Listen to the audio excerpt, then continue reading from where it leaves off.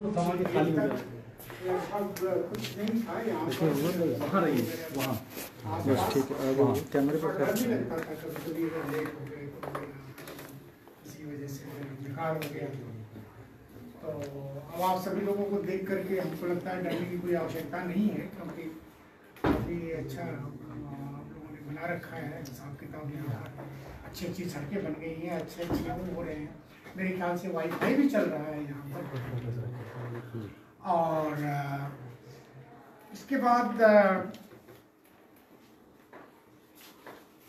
मैं चला गया यहाँ से कहिए कि IIT कानपुर में पढ़ने के लिए M.Tech, और उसके बाद अमेरिका, फिर आकर के IIT कानपुर में ही रहा।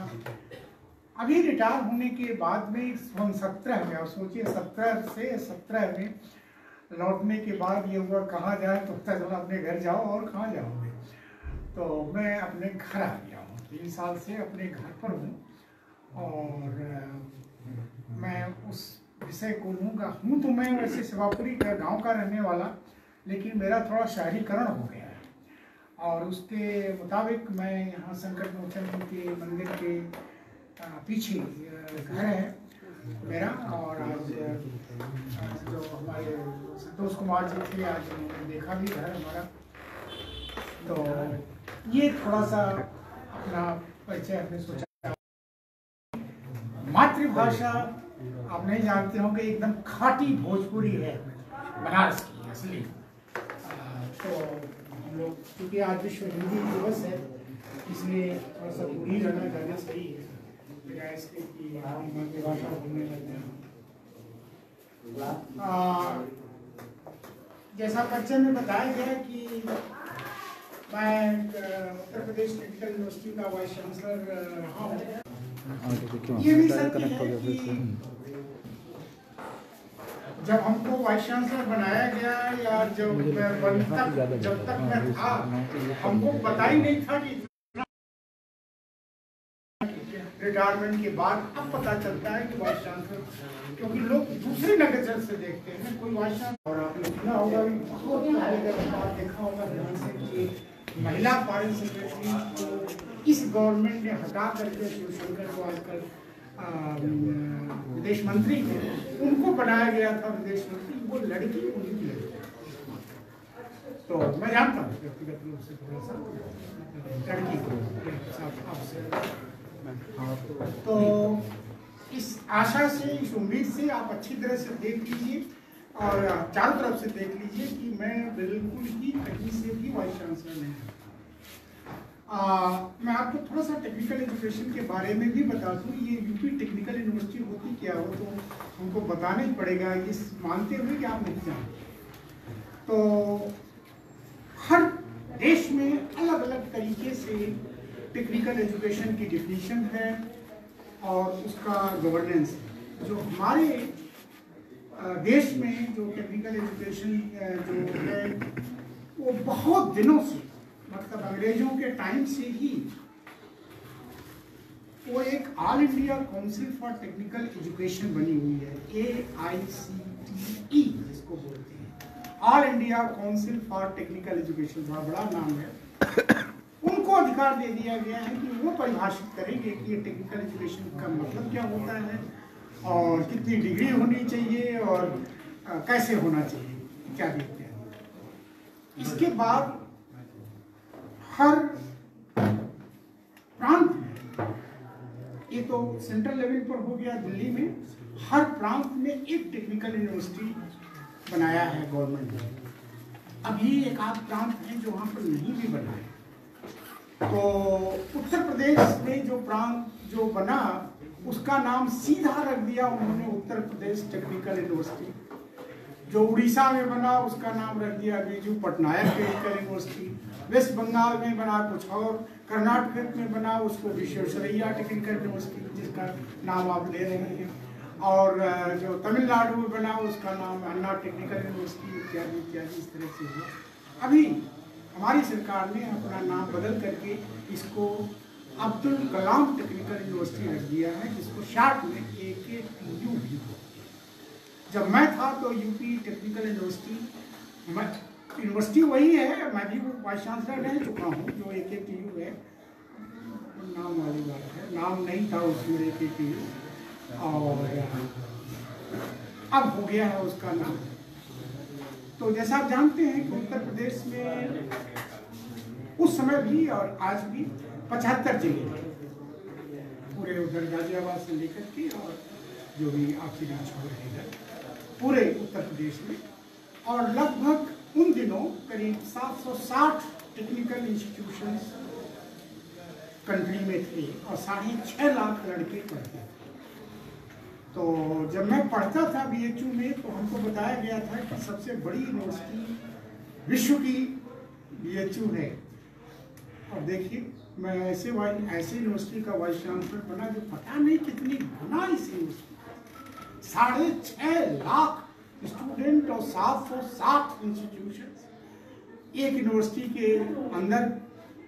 तो कुछ डाउट हुआ कि कभी कभी थोड़ा सा लोग गलत भी बता देते हैं, और अगर सुधरने का या उसका शुद्धिकरण का मौका न मिले तो वही गलती लेकर के आदमी भर ही जाए, ऐसा संभव है।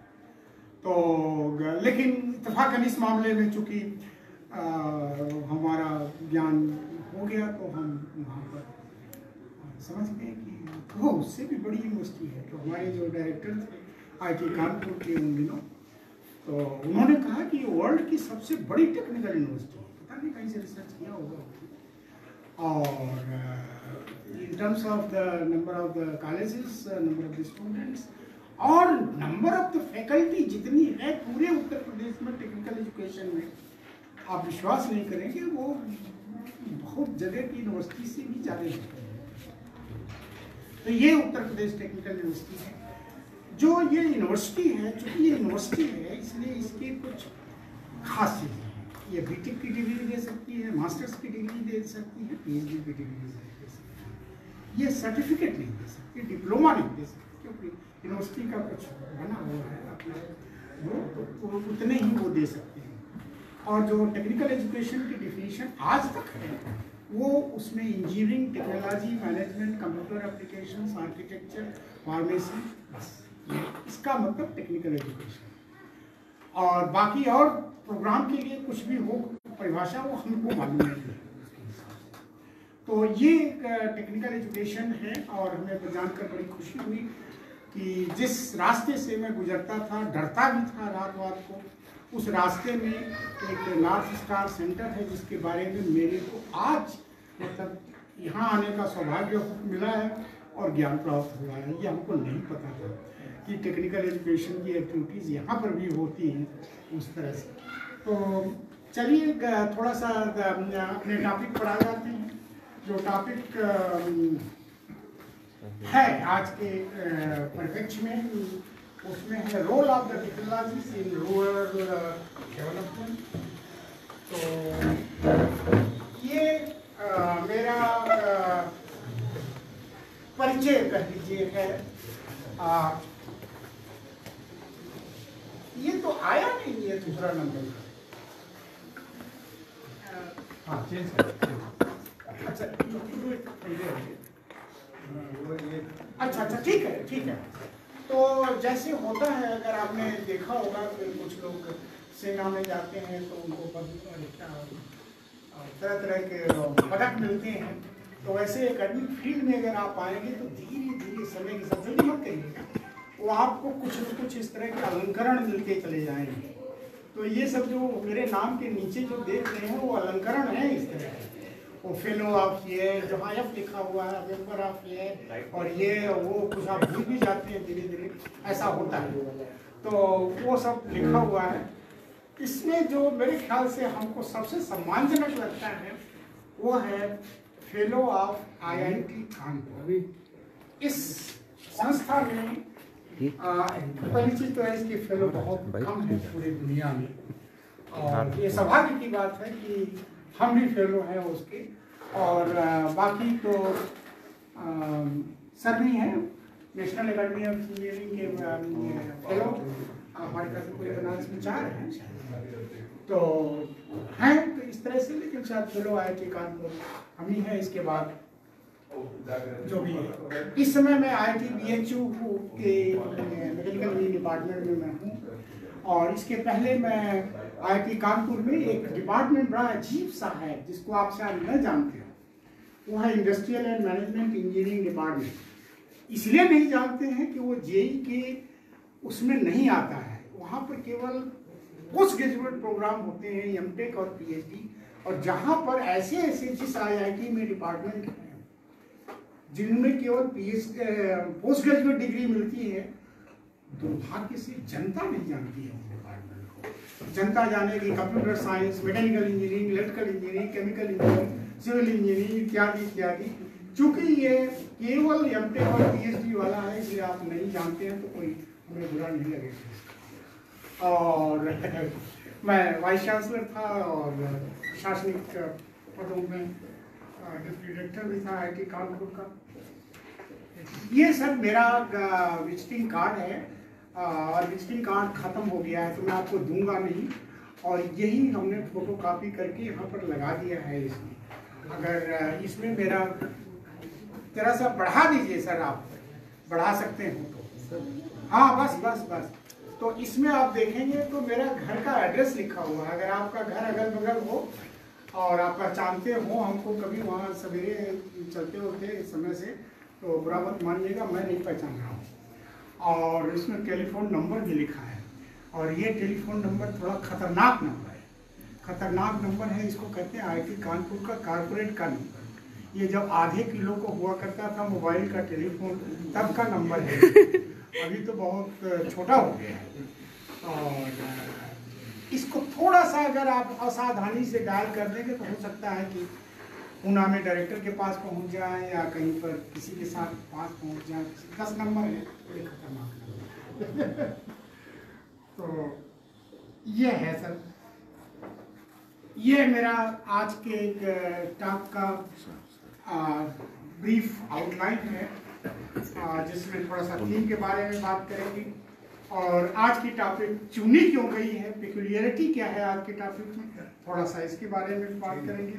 क्योंकि ये डेवलपमेंट की बात है तो डेवलपमेंट के बारे में तो सभी लोगों ने कह दिया है, सारे लोगों ने, थोड़ा सा हम भी कहेंगे, और कैसे डेवलप किया जाए, अप्रोच क्या होना चाहिए, इसके बारे में कहेंगे।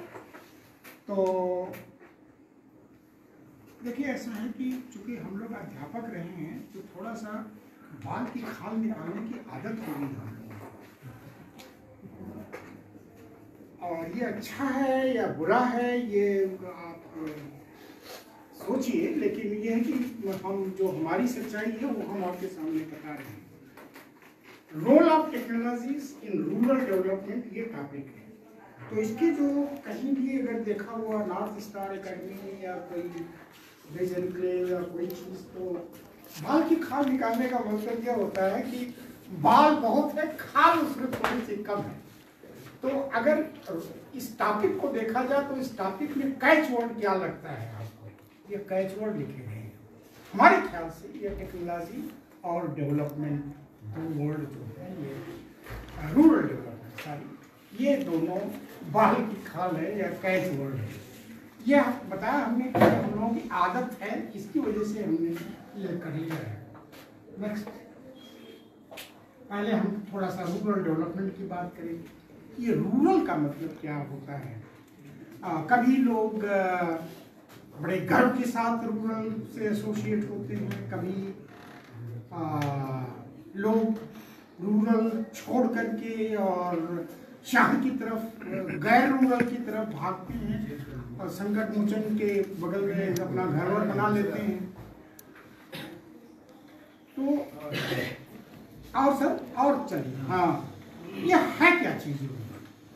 और जिसकी मिनिस्ट्री भी आपने सुना होगा, मिनिस्ट्री भी है गवर्नमेंट में, जब इतने औपचारिक स्तर पर जो रूरल शब्द है तो इसकी कोई परिभाषा होनी चाहिए। ऐसा थोड़ी है कि मैं कुछ और बोलूँ और आपको कुछ और बोले, ऐसा तो नहीं हो सकता।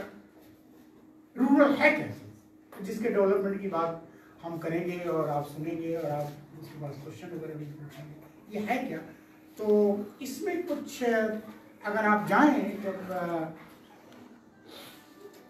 देखिए, सौभाग्य है ये कि सभी लोग हम लोग इस शहर से ताल्लुकात रखते हैं, बनारस से।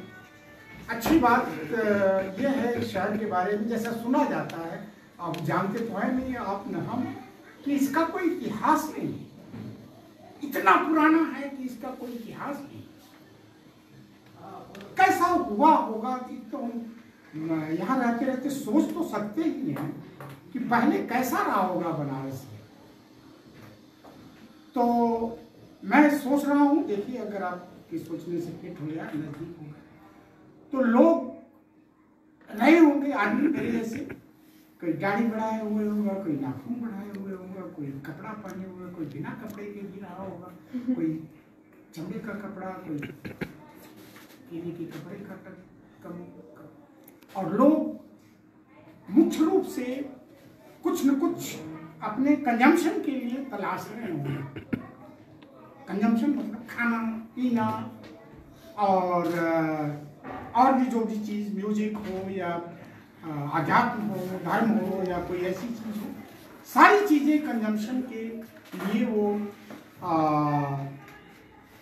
तलाश में होंगे। और उसमें हो सकता है कि किसी की हत्या भी कर दिया हो, क्या पता। उसको हिंसा के बाद वाला शब्द निकला है, उसमें हो सकता है किसी को मार भी दिया हो उन्होंने।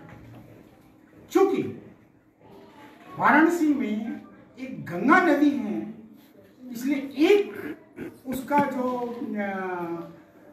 कंजम्पशन की चीज है पानी, इसकी वजह से आप देखेंगे तो जितनी भी सभ्यताएं पूरे विश्व में अगर आप नजर दौड़ाएं, सारे किसी न किसी नदी के किनारे बैठे, क्योंकि पानी मिली है। तो गंगा नदी को भी अगर आप देखें तो हरिद्वार ऋषिकेश से लेकर के गंगा सागर तक बहुत सारे शहर हैं। इतिहास इसका सबसे पुराना है, लेकिन और जाएंगे कहाँ? पानी तो चाहिए एक वो करके, तो पानी के चलते वो आ गए गंगा के किनारे। और हरिद्वार में भी इसी वजह से आए होंगे या और भी जगह गए होंगे, हमें ठीक से मालूम भी नहीं है। मेसोपोटामिया हुआ या मिस्र हुआ, या अब थोड़ा सा और आप दौड़ा दें आपको जल्दी, या विश्व में और भी देश रहे होंगे, चाइना के बहुत सारी सभ्यताएं।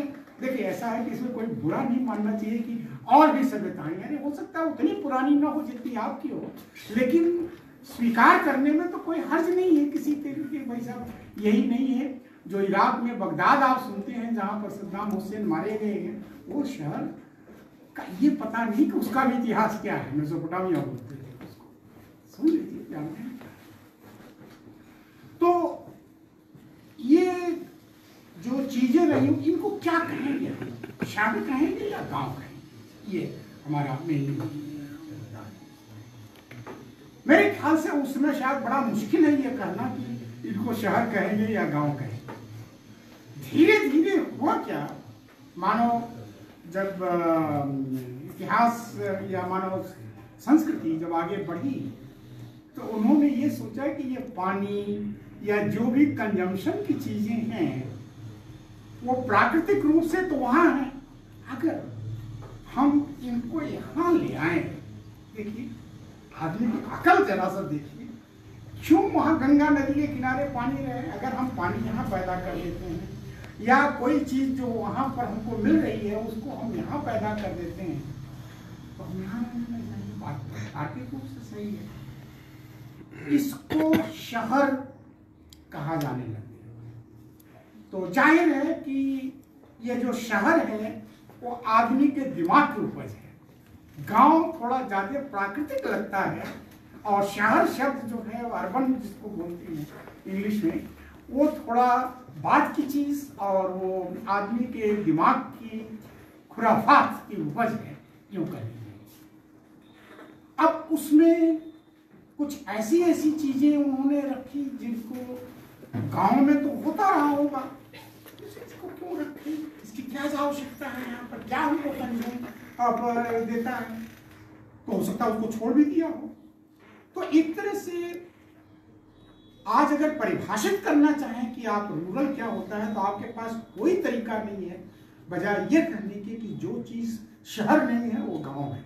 देखिए इतनी निर्भरता है हमारी ये शहर के शब्द में कि जिससे पैदा हुआ गांव या रूरल वो पीछे छूट गया और परिभाषा तक देने के लिए हम निर्भर करने लगे हैं ये गांव की परिभाषा। तो जो आपको दिख रहा होगा यहाँ पर, ये असल में इंग्लैंड से लिया गया है और लिखा है कि the term urban means cities, शहर, places that are busy and more pavement than grass। थोड़ा सा देखिए एक शब्द देखिए, शहर का मतलब है कि व्यस्तता वहां पर लोगों का, इसका मतलब कि गांव में लोग थोड़ा कम व्यस्त रहते हैं, इसका यही अर्थ हुआ है। जहां पर सड़क के किनारे, क्या बोलते हैं उसको, पेमेंट को, फुटपाथ, शहर की ये खासियत जो पहले वाक्य में लिखी है, वो ज्यादा होते हैं और घासें कम होती हैं। बात सही है क्या? एक ही चीज एकदम कविता आप लिख सकते हैं इसको अगर आप चाहें तो। इसी तरह से आप देखेंगे फिर पीछे इन्होंने रूरल की भी परिभाषा दी है। रूरल मीन्स, अब वही आ गया निर्भरता वाले, पहले अर्बन डिफाइन करेंगे फिर रूरल इज नॉट अर्बन।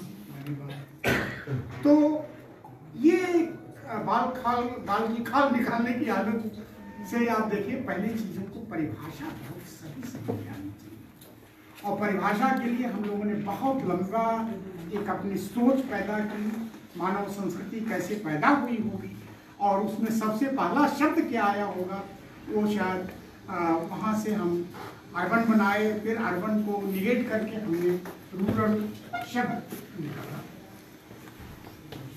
ये जो आप देख रहे हैं इस समय, सर थोड़ा सा और आगे बढ़ा दीजिए आप। बिल्कुल बिल्कुल। ये जो पिक्चर आप देख रहे हैं, ये कुछ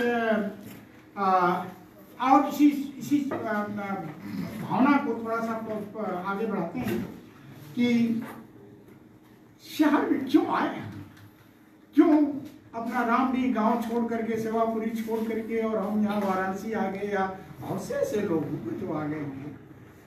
जैसा हम मानते हैं, मेरा लड़का मानता है, मेरे पिताजी भी मानते थे और आप सभी मानते हैं कि मेरा लिविंग स्टैंडर्ड हाई हो गया।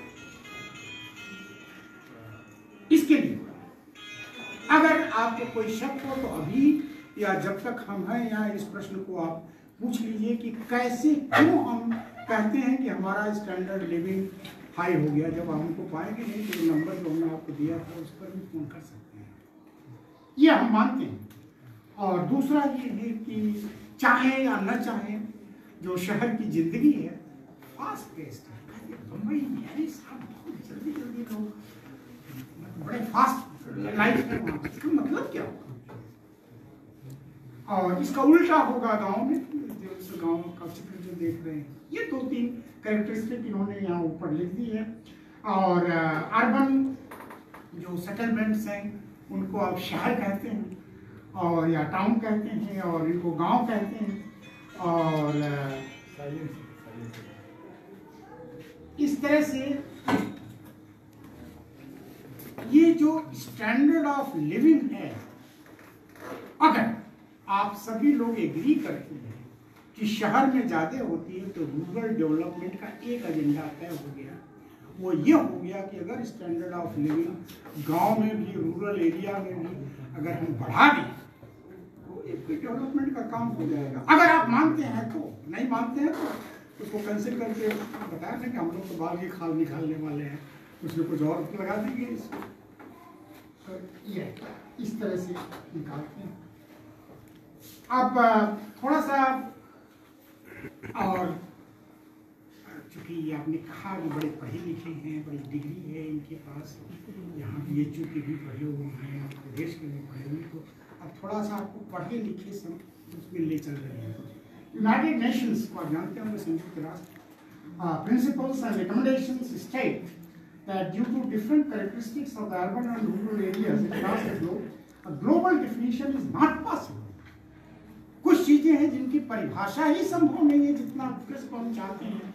हाइड्रोजन है, क्रोमियम है, सोडियम है, इनकी सारी बहुत बढ़िया परिभाषा है। कुछ ऐसे शब्द हैं, कुछ ऐसे कॉन्सेप्ट हैं जिनकी परिभाषा उतनी अच्छी नहीं है जैसे उसमें रूरल और अर्बन भी हो। Urban areas are created and further developed by the process of. इस चीज को आप ध्यान रखिए, कुछ चीजें ऐसी होती हैं जो ईश्वर द्वारा दी जाती हैं, प्रकृति द्वारा दी जाती हैं। घास है या रेड़ी का बीज है या कुछ ऐसी चीजें उगती हैं, फिर गिर भी जाती है, फिर उगती है, गिर भी जाती है। नदी है, ये अपने जहाँ उसको मन आया वहाँ बहना शुरू कर दिया, प्रकृति द्वारा दी गई है। कुछ चीजें मानव द्वारा क्रिएट की जाती हैं। शहर, अर्बन शब्द जो है वो क्रिएट किया हुआ, जैसा हमने पहले कहा, तो they are urban areas are created और further development by the process of urbanisation. तो जैसे रूरलाइजेशन कहने का मतलब ये कि अगर आपको कुर्ता सिलना है तो पहले पैजामा सिलना है, वही हो रहा है। पहले आप थोड़ा सा समझ लीजिए कि अर्बनाइजेशन का मतलब क्या होता है, अर्बन किसको कहते हैं, फिर उसके बाद फिर रूरल डेवलपमेंट की बात करेंगे। और वो उसमें आदमी का रोल ये है कि आदमी ने क्रिएट किया है, वो हमने आपको थोड़ा सा इतिहास बता भी दिया। अब कुछ शब्द ऐसे हैं जिनको देखिए कैसा लगता है आपको। Economics, technology and science are more developed in urban areas which in rural areas, while in rural areas agriculture and livestock have more weight. अब कैसे शहर और गांव को आप अलग करेंगे, क्या चीज है? ये तो कह नहीं सकते साहब रोडें हैं काली काली और बिजली चमकती है। अरे सब जगह बिजली चमकनी है, सब जगह रोड हो गया, वो कोई खास मतलब नहीं है। तीन चीजें हैं जिनको मैंने बताया कि ये शहर में ज्यादा पाई जाती हैं। एक है उसमें इकोनॉमिक्स, आप कुछ लोग छात्र होंगे इकोनॉमिक्स को, इकोनॉमिक्स में डिग्री होगी। हमारा इकोनॉमिक्स का मतलब शायद वो नहीं है जो आपने पढ़ा है।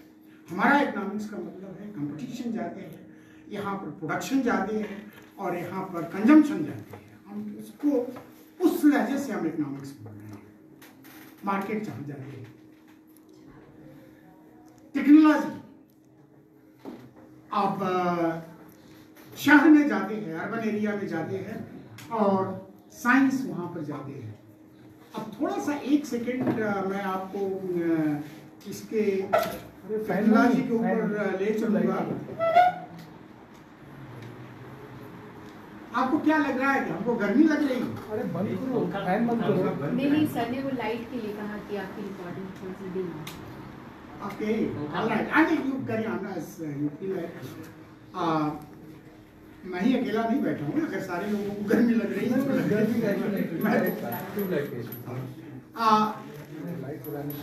देखिए, परिचय में कहा गया कि शुरू में आपको मालूम होना चाहिए ये यूनिवर्सिटी जो है बनारस यूनिवर्सिटी डिग्री इंजीनियरिंग में अवार्ड करने वाली पहली यूनिवर्सिटी है पूरे देश में।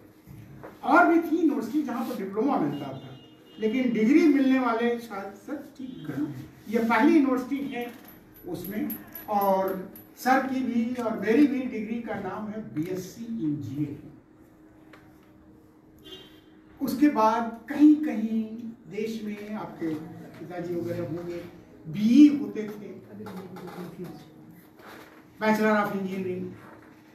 इसके बाद 61 में एक नया इंस्टीट्यूट खुला आईटी कानपुर, जहां पर डिग्री का नाम हर चीज नहीं करना चाहते थे, तो उन्होंने कहा कि नहीं इंजीनियरिंग भी ठीक नहीं है, साइंस भी ठीक नहीं है, हम बैचलर ऑफ टेक्नोलॉजी बोलेंगे, बीटेक। आज जानते हैं पूरे देश में लगभग एक ही नाम है, लगभग, मैं ये कहूँगा पूरी तरह से उसको बीटेक। हर आदमी बीटेक करना चाहता है, या मतलब बीटेक के अलावा अगर मैं कहूँ कि मेरी डिग्री है, बोले ये होता क्या है, ये इंजीनियरिंग है या कुछ अलग चीज़ है, ये हालत हो गई है। ये टेक्नोलॉजी क्या होता है, जिस जो कि आपका टॉपिक है टॉक का। देखिए इसमें तारतम्य है।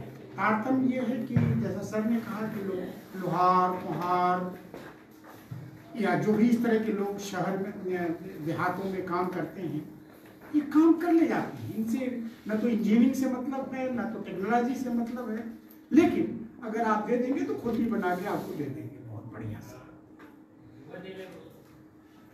ये इसको हम आर्ट कहते हैं और इसको करने वालों को हम आर्टिजन कहते हैं। तो उस आर्ट से शुरुआत होती है जिसमें कि आदमी की अपनी कला ही मुख्य रूप से काम आती है। हम इसके बाद वाला फेज लेंगे साइंस का, जिसमें कि आप कोई चीज, लकड़ी है, लकड़ी का तो वो नहीं बन सकता, खुरपी तो नहीं बन सकता लकड़ी का, वो इसलिए जल जाएगा वो, जब आप उसको उसमें डालेंगे तो कैसे बनेगा, उसका मेटल होना चाहिए उसको। अब आप आर्गुमेंट्स में आ गए, इसका मतलब सारी मेटल की लिस्ट और उनकी प्रॉपर्टी पहले पढ़ लीजिए, फिर खुरपी बनाइए। अब साइंस का प्रवेश होना शुरू हो गया इसके बारे में। साइंस खूब फला फुलाया और अच्छी तरह से मतलब उसका विस्तार हुआ। इसके बाद हुआ कि यार ये साइंस में तो अगर बिल्कुल फॉलो करोगे तो ये जूते का दाम जो है बहुत ज़्यादा हो जाएगा, ये कोट वगैरह है ये बहुत ज़्यादा हो जाएगा इसका, या बहुत वजनी हो जाएगा। इसमें इकोनॉमिक्स लगा दो, इकोनॉमिक्स लगा दो, सबसे सस्ता हो मटेरियल और बढ़िया हो, अब दुनिया भर की परिभाषा, दुनिया भर के शब्द निकलने लगे, उनको लगाओ। तो उन्होंने इसको क्या कहेंगे, साइंस तो कह नहीं सकते, आर्ट कह नहीं सकते, इसको इंजीनियरिंग कहेंगे। इसको इंजीनियरिंग बोलते हैं। अगर आप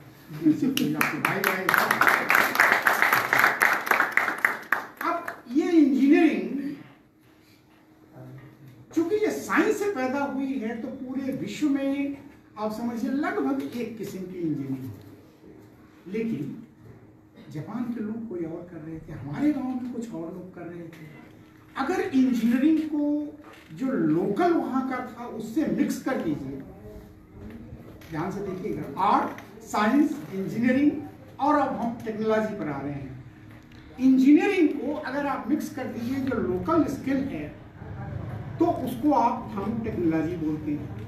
तो इसीलिए काम एक ही है, कोई चीज़ इजरायली टेक्नोलॉजी है, कोई जापानीज टेक्नोलॉजी है, कोई इंडियन टेक्नोलॉजी है, और इंडिया में भी कोई दार्जिलिंग वाली टेक्नोलॉजी है तो कोई फला जगह वाली टेक्नोलॉजी है, कोई फला। मतलब क्या हुआ, मतलब ये हुआ कि जो लोकल आर्ट्स हैं, आर्टिजन्स हैं, उनके थॉट प्रोसेस को आप इनकॉर्पोरेट कर रहे हैं उसमें, वो वही बीटेक है, वही करने का काम है। तो मेरे ख्याल से अब ये क्लियर हो जाना चाहिए ये जो बीटेक डिग्री होती है या जो यूपीटीयू में जो टेक्निकल वर्ड है इसका मतलब क्या होता है।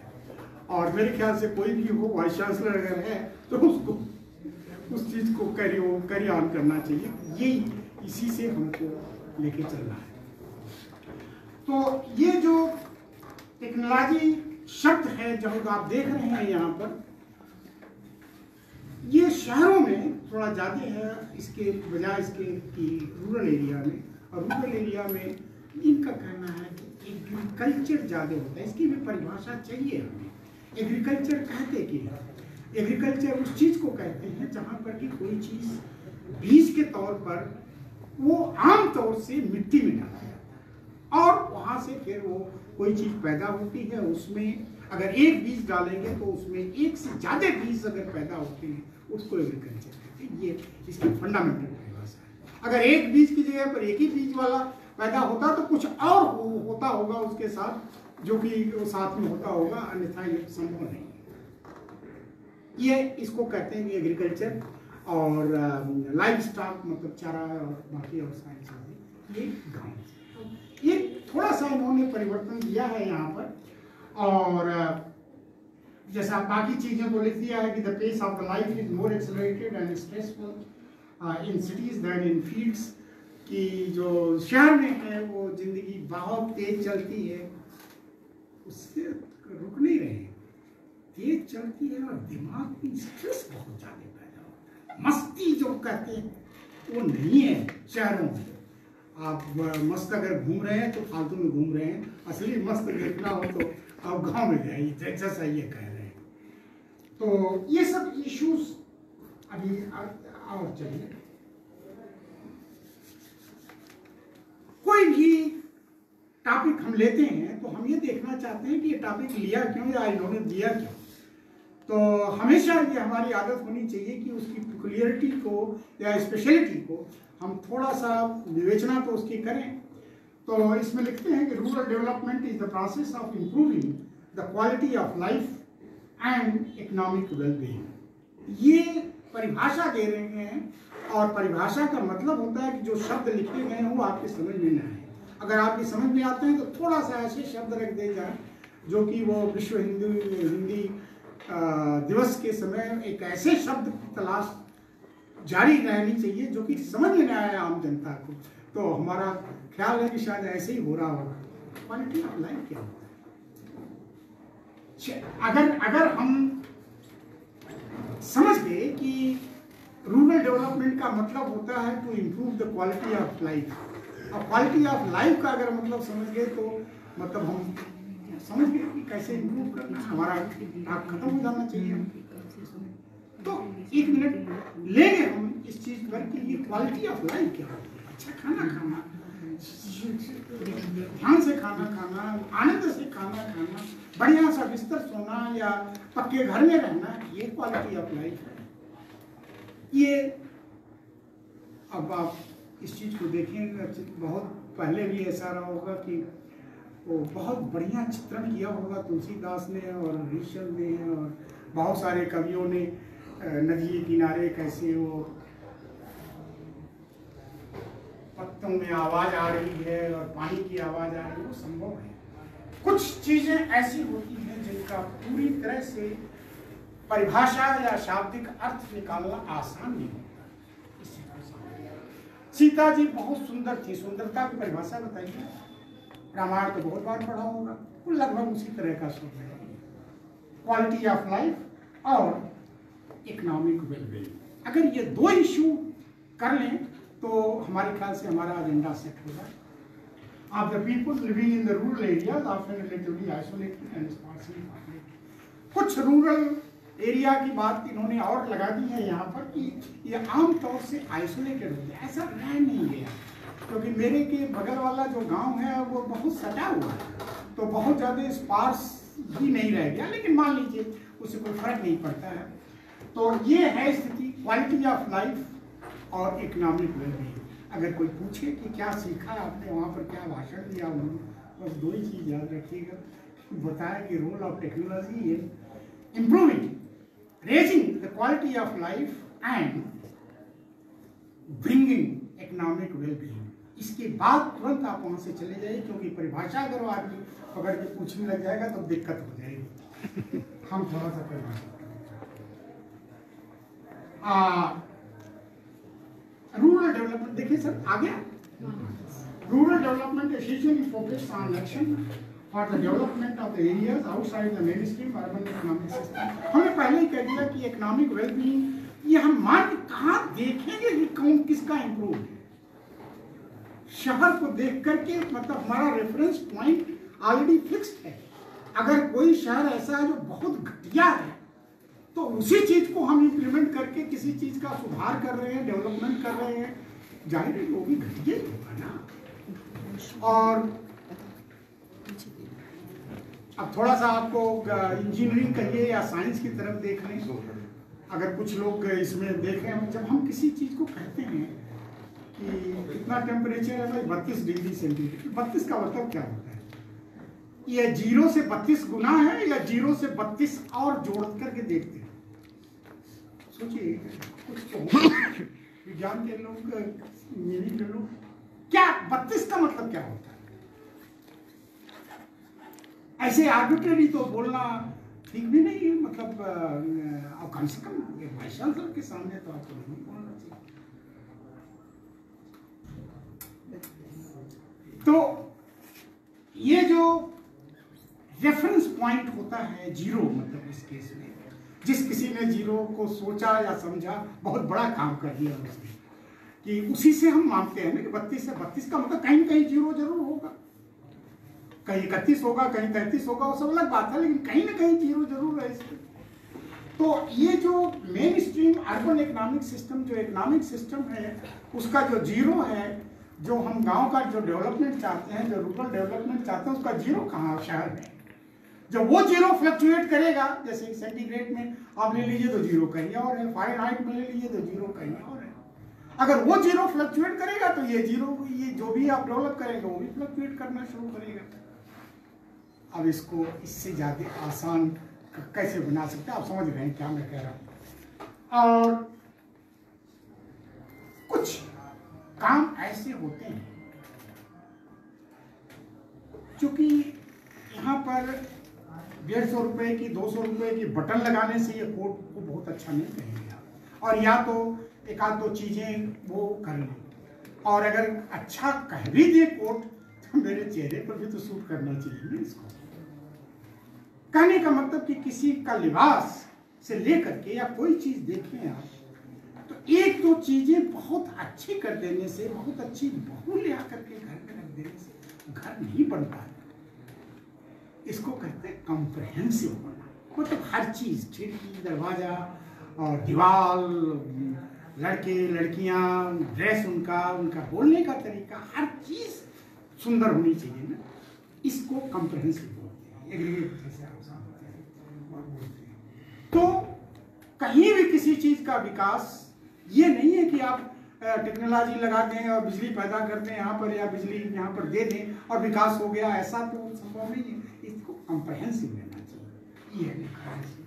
तो development is a comprehensive term. और एक और भी खास चीज है, वो है रूरल डेवलपमेंट की खासियत। देखिए यहाँ पर अप्रोच हम ये नहीं कर रहे हैं कि सभी आदमियों को हम कोविड का टीका लगा देते हैं या कुछ लोगों को लगा देते हैं। अगर लगाते भी हैं तो उस आदमी को लगवाने के लिए बैठना भी पड़ेगा ना, मतलब उसका पार्टिसिपेशन बहुत आवश्यक है। इसी तरह से जब डेवलपमेंट कर रहे हैं आप, रूरल डेवलपमेंट, तो जो रूरल लोग हैं उनका पार्टिसिपेशन बहुत जरूरी है।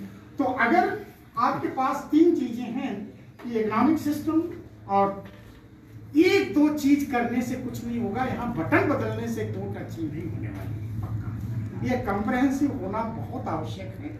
और फाइनल चीज ये है कि डेवलपमेंट एक ऐसी चीज है, आदमियों का डेवलपमेंट एक ऐसी चीज है, आप मिसाइल का डेवलपमेंट कर सकते हैं बिना पार्टिसिपेशन की मिसाइल, लेकिन आदमी का डेवलपमेंट करने के लिए आदमी का पार्टिसिपेशन होना बहुत जरूरी है। ये चीज, ये पेक्युलियरिटी है। और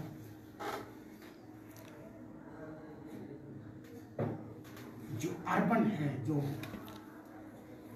शहर है, चाहे आप संकट मोचन में जाएं, लंका में या गुदौलिया में या लवराबीर में, लवराबीर में जानता हूँ, मैं तो पढ़ा हूँ इस कॉलेज में, आपको लगभग एक ही तरह की चीजें मिलेंगी। लेकिन आप मेरे गांव में जाएं, आपके गांव में जाएं, तो संभव है कि वहां पर कुछ उल्टा पुल्टा जरूर होगा। तो जो डिसिमिलरिटी है, देखिए अब थोड़ा सा इसको टेक्नोलॉजी टर्म से देखिए, कोई चीज ऐसी है जहां पर समानताएं हैं बहुत ज्यादा, उनको सुधारना बहुत आसान है। जहां विषमताएं जाते हैं, जहां पर चीजें बदलती रहती हैं एक जगह से दूसरी जगह।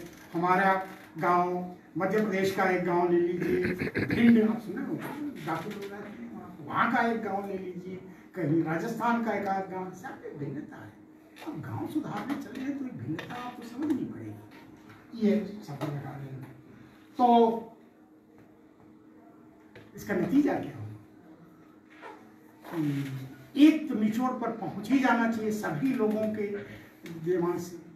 जब इतनी भिन्नताएं हैं तो इनके अप्रोच भी भिन्न होंगे। सुधारना अगर हमारा काम है तो जो बनारस में लागू होता है, जो रामडी मतलब मेरा गांव है, वहाँ जो लागू होता है वो अलग है, और जो यहाँ पांडेपुर में जो लगता है या सारनाथ में जो लगता है वो थोड़ा अलग है। ये अप्रोचेस हो गए, ये बिल्कुल इस चीज को ध्यान में रखेंगे कि ये टेक्नोलॉजीज, शायद आपने पहले टेक्नोलॉजी कहा था, मैंने उसको टेक्नोलॉजीज कर दिया, वो इसलिए कि इतनी डिसिमिलरिटी है कि सिमिलरिटी यहाँ पर काम नहीं करने वाली है, और उसका प्लूरल होना बहुत जरूरी है।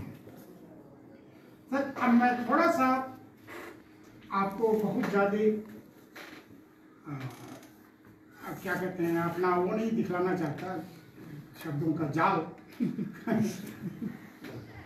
किसी चीज की जगह के मुद्दे क्या है, मुद्दा क्या है अर्बन में, और कुछ हद तक हो सकता है कि वो सॉरी रूरल में, और हो सकता है कि वो अर्बन में भी वही मुद्दा। ये मुद्दे बहुत कम हैं, इतने कम हैं कि हमारे जितने हाथ में उंगलियां हैं उनसे भी कम है। क्या चाहिए? एजुकेशन, जिसकी गांव में बहुत बड़ी कमी है, ये हम इशू निकाल रहे हैं। एंटरप्रेन्योरशिप, फिजिकल इंफ्रास्ट्रक्चर, मतलब फिजिकल इंफ्रास्ट्रक्चर मतलब रोड और बाकी और सारी चीजें हैं। सोशल इंफ्रास्ट्रक्चर, सबसे मुश्किल काम यही है सोशल इंफ्रास्ट्रक्चर, क्योंकि अगर किसी आदमी का ये पता चला कि ये तो जो सीवर है वो अपने सर पर लेकर के चलता है या कुछ ऐसे भी करके चलता है, तुरंत हमारी दृष्टि बदलने हो जाती है उस आदमी। इसको इस पॉइंट ऑफ व्यू से ये 4 चीजें हैं और हाथ में 5 उंगली है। 5वां अगर मुद्दा कुछ आ रहा हो आपके दिमाग में तो आप जोड़ दीजिए बेशक इसमें। जब इतने ही मुद्दे हैं, 10 से भी कम हैं, 5 से भी कम हैं, तो सवाल इतना ही बैठता है कि कौन सी टेक्नोलॉजी है जो ये चीज़ों को, मुद्दों को हल कर सकती है। बस इतना ही करना है। एजुकेशन, ऐसा माना जाता है कि एजुकेशन कॉम्प्रहेंसिवनेस लाने के लिए बहुत ज़रूरी है कि गांव में हम कॉम्प्रहेंसिव एजुकेशन या एजुकेशन ले आए। एंटरप्रेन्योरशिप ये नहीं था पहले, या सॉरी पहले था, बीच में समाप्त सा हो गया, लेकिन उसको हमें वापस ले आना पड़ेगा। एंटरप्रेन्योरशिप मतलब कि लोग लोहार बुहार या जो भी उद्यमशील लोग हैं उस वहाँ पर वो अपने उसमें इकोनॉमिक प्रोसेस में लग जाए, उसका मतलब एंटरप्रेन्योरशिप। और फिजिकल इंफ्रास्ट्रक्चर मतलब ये है कि जो चीज़ें बनेंगी उनको बाहर ले जाना पड़ेगा। रोड भी चाहिए आपको खंभे चाहिए और सारी चीज़ें चाहिए। और सोशल इंफ्रास्ट्रक्चर जो थोड़ा स्लो प्रोसेस है, ये थोड़ा खतरनाक है। खतरनाक इस मतलब कि बाकी 3 कर दें, अगर ये ठीक से नहीं हुआ तो सब गड़बड़ हो जाएगा। वो फिर वो आदमी दूसरी जगह अपना घर बना करके रहेगा, कभी वो नज़दीक नहीं आएगा। तो उम्मीद ये करते हैं कि ये 4 इश्यूज हैं जिनको लेकर के चलने की आवश्यकता है। और चलिए ये फिर से हम लिस्ट कर देते हैं। अब थोड़ा सा चूंकि 2 हाथ दिया भगवान ने, तो कुछ इशू की संख्या बढ़ा देंगे। देखिए अगर आपको ठीक लगा हो, एजुकेशन पहले ही कहा, एंटरप्रेन्योरशिप, इन्वायरमेंट मतलब जो अगल बगल है, गांव में हालांकि उतनी खराबी नहीं आई है, लेकिन तभी भी मतलब उसके प्रति हमें संवेदनशील होना चाहिए। एनर्जी मतलब ये बिजली वाली बात, physical infrastructure and social infrastructure. तो उसमें जोड़ क्या दिया गया है, इन्वायरमेंट और एनर्जी। ये हमारे इश्यूज हैं। और करस्पॉन्डिंग अगर आपको इंजीनियरिंग आती है, साइंस आती है, टेक्नोलॉजी आती है, बस उसको मिला दीजिए, हो गया काम। बस that is what is the purpose of today's talk, the technologies for the. अगर आपको ये इश्यूज से सहमति हो तो, अगर नहीं है तो हमको लगता है कि अप्रोच लास्ट ये कैसे बढ़ाया जाए इसके तरफ। तो बहुत से लोग हैं, बड़े विद्वान लोग हैं, और आज हम किसी की बात ही करने जा रहे हैं। उसके पहले देखिए, किसी चीज को 2 तरीके हैं। अगर हमको गांव का उत्थान करना है या रूरल एरिया का उत्थान करना है, डेवलपमेंट करना है, तो वहाँ के इश्यूज तो हमने देख लिए कि सारे ये हैं, 6-7 इश्यूज हैं, देख लिया। Education, entrepreneurship, environment, energy, infrastructure, social infrastructure, बस। और उसके लिए आपको 1 घंटे यहाँ बैठने की भी आवश्यकता शायद ना होती है, तो सभी लोग जानते हैं। अब आपके पास 2 ऑप्शन हैं, या तो गांव उठा करके ले जाइए शहर में, या शहर उठा के ले आइए गांव। देखिए ये साइंस कहलाता है, और साइंस के लिए कोई फर्क नहीं पड़ता। as long as the two elements are replaceable by each other, वो ठीक ही है, एक ही बात है। चाहे क्या फर्क पड़ता है, चाहे S2S में वो उसको मिलाओ या उसको उसमें मिलाओ, बात तो एक ही है ना। साइंस तो यही करता है। लेकिन यहाँ पर ऐसा नहीं है।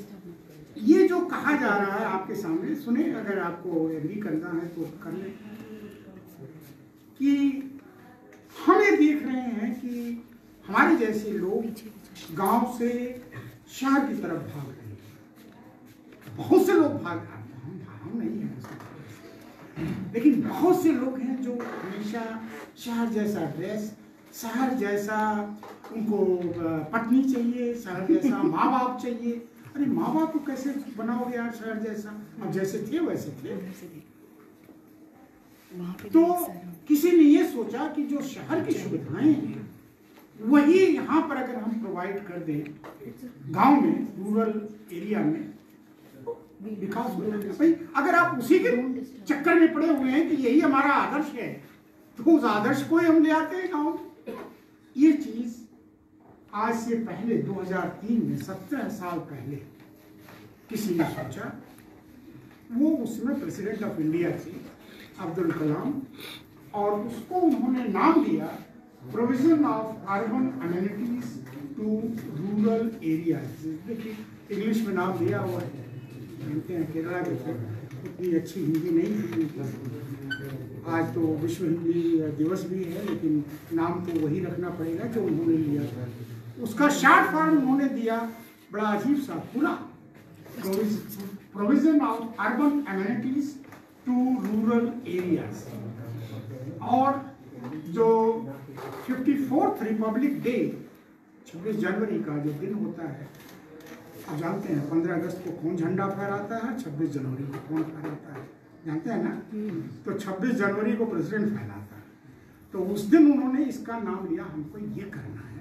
और उसके बाद अगले 15 अगस्त, इतना दिन बीतने के बाद, 8 महीने के बाद इसका नोटिफिकेशन भी आ गया कि हमें करना है। तो यही इसी चीज को मैं स्ट्रेंथन करना चाहूंगा कि उसको, वो अंत नहीं हुआ है उसका। और हम जो कह रहे हैं कि ये होना चाहिए, ये इन इश्यूज को टैकल करना चाहिए, उसका जो मेरा अप्रोच, सजेस्टेड अप्रोच है, वो है अब्दुल कलाम का सुझाया हुआ पूरा अप्रोच। इस पूरा अप्रोच में एक आदमी का मैं एक संस्था का नाम लूंगा कि उन्होंने कैसे ये पूरा सोचा। उसमें पुणे में एक संस्था जिसका नाम है Nimbkar agricultural research institute. Short form देखें इसका नारी है। और इसके जो कर्ता धर्ता मालिक हैं वो मेरे क्लास फेलो रहे हैं। उनका नाम है राजवंशी। उन्होंने IIT कानपुर से बीटेक किया, एमटेक किया, नोएडा यूनिवर्सिटी से PhD किया। तो वो इसको चलाती है। तो वो थोड़े से मेरे जैसे नहीं है, थोड़ा बातचीत करने में बड़े, क्या कहते हैं यहाँ की भाषा, फरार है, अगर आप समझ रहे हैं।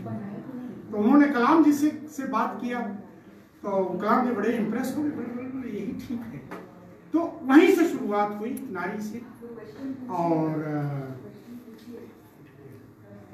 इसका मतलब क्या है, ये अप्रोच क्या है कलाम साहब का, और उसमें ही सारा ये technologies for the urban development है। उनका कहना ये था कि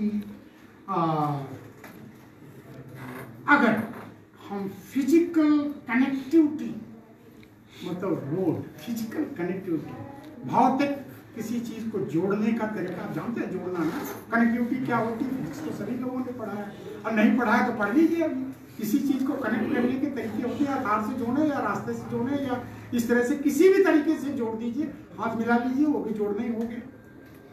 फिजिकल कनेक्टिविटी एक चीज। इलेक्ट्रॉनिक कनेक्टिविटी, मतलब इलेक्ट्रिकल कनेक्टिविटी पर नहीं रुक रहे हैं। उनका कहना है इलेक्ट्रॉनिक कनेक्टिविटी दो, से पूरा देश कनेक्ट हो जाए। और फाइनली ये जो ज्ञान है, ये बनारस में रह करके, घाट पर रह करके, या संकट मोचन के पीछे रह करके कुछ होने जाने वाला नहीं है। इसको भी बांटो, ले जाओ, ले जाओ, कहीं भी ले जाओ। तो जो नॉलेज कनेक्टिविटी है, ये 3 चीजों की कनेक्टिविटी, अगर आपने इश्यूज देखे ना पहले, अगर ये 3 कनेक्टिविटी आप पैदा कर देते हैं, तो अपने आप, देखिए उनकी विजन देखिए, अपने आप इकोनॉमिक कनेक्टिविटी हो जाए। और जहाँ आदमी की इकोनॉमिक कनेक्टिविटी ठीक हो, मतलब पॉकेट में पैसा हो गया, बाकी सारी चीजें अपने आप से, ये उनका। तो मैं अब थोड़ी देर में इसको बंद कर दूंगा कि ये जो विजन है या जो अप्रोच है या जो टेक्नोलॉजी है, वो टेक्नोलॉजी हमारी सस्ती रोड बने, अच्छी रोडें बने, बढ़िया रोड बने और इकोनॉमिक इलेक्ट्रॉनिक कनेक्टिविटी की आज से पहले, अब आजकल उनका कोई नाम ही नहीं लेता वैसे, वाले जो थे उनका कहना था कि जब तक पूरा देश ब्रॉडबैंड से नहीं कनेक्ट होगा, देखिए वो भी एक विजन, सैन पेट्रोल, हाँ, जब तक ब्रॉडबैंड नहीं होगा इस कंट्री में होगा नहीं कुछ काम। अब चाइना का देख लीजिए, वहाँ पर वाईफाई किस रेट से चलता है, यहाँ पर एक आदमी को ऑन भी करना पड़ रहा है। तो जब तक मतलब जम करके, जिसको कहते हैं कि ताकत चाहिए डिसीजन मेकिंग में, कि जम करके जब तक ये वाईफाई नहीं होगा पूरे हिंदुस्तान में, तब तक यहाँ कुछ नहीं। ये जो आप डिजिटल पेमेंट की बात करते हैं, ये बात करते हैं, वो सब ठीक है, सॉफ्टवेयर बना दिया, सब कुछ बना दिया, लेकिन वो चलेगा कैसे? तो ये इलेक्ट्रॉनिक कनेक्टिविटी है। इसके बाद आदमी की सूझबूझ देखिए, उनका कि ये जो ज्ञान है, जो हम शहर जाते किस लिए नहीं करते, संपूर्णानंद विश्वविद्यालय जाना है, काशी विद्यापीठ जाना है, पढ़ने के लिए जाना, नॉलेज लेने के लिए जाना है। बोले अगर उस नॉलेज को हम ऐसा करें कि वहाँ से यहाँ ले आए, नॉलेज के जो सेंटर्स हैं, इसका मतलब कि अगर हम रूरल एरिया में कुछ एजुकेशनल इंस्टीट्यूशंस बना दें तो ये बात आगे बढ़ जाएगी, ये बात इकोनॉमिक कनेक्टिविटी अपने आप आ जाएगी। अब आप पूछ सकते हैं कि जब आप वाइस चांसलर थे तो आपने कितने रूरल जगह टेक्निकल एजुकेशन की? आपका सवाल बहुत वैलिड है, मेरा उत्तर भी है कुछ नहीं किया हमने वो इसलिए कि सारे सब गवर्नमेंट करती है और मैं बहुत ज़्यादा उसमें नहीं था। लेकिन कुछ कॉलेज ऐसे हैं जो बिल्कुल उसके अगल बगल गेहूं के हैं। इसी एक कॉलेज के किसी मीटिंग में आपके जो प्रेजेंट चीफ मिनिस्टर हैं योगी आदित्यनाथ, उनसे मुलाकात भी हमारी हो गई। वो इसलिए नहीं जो चीफ मिनिस्टर थे उसमें, वो होगा इसमें। और ये चीज़ शिक्षा और इलेक्ट्रॉनिक कनेक्टिविटी, फिजिकल कनेक्टिविटी जो पहली चीज़ कही गई वही चीज़ है। तो ये पूरा जो है, ये मैं इसको बंद करूँगा। चेहरा तो आप एक बार मैं फिर से रिमाइंड कर देता हूँ, देखिए वही है जिनकी बात मैं कर रहा था।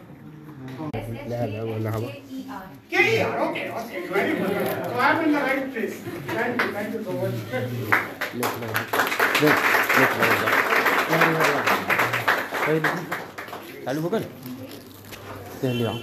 अरे अभी प्रश्न हमें दो।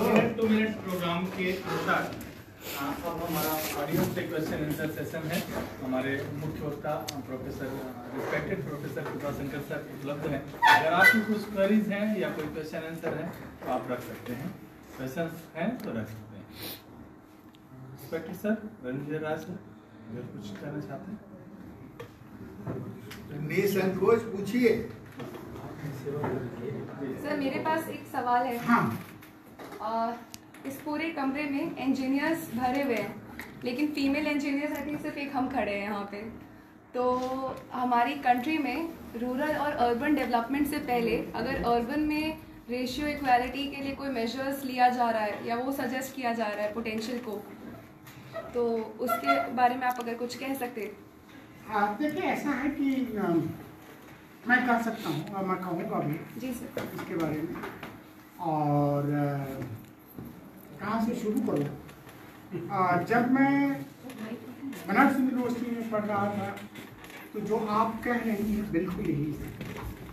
लड़की थी ही नहीं, लड़के लोग जो थे वो लड़की के बारे में जानते ही, लड़की शब्द ही नहीं था। जब मैं IIT कानपुर में पढ़ने के लिए गया तो वहाँ पर एक लड़की थी, वो डायरेक्टर की लड़की थी, तो वो as good as having now. इसके बाद अमेरिका पढ़ने के लिए गए तो वहाँ पर what ever is the population proportion, the same proportion you see everywhere. लेकिन ये जो इंजीनियरिंग फील्ड है इसमें थोड़ा प्रोपोर्शन कम था। So that has been my seeing the proportion.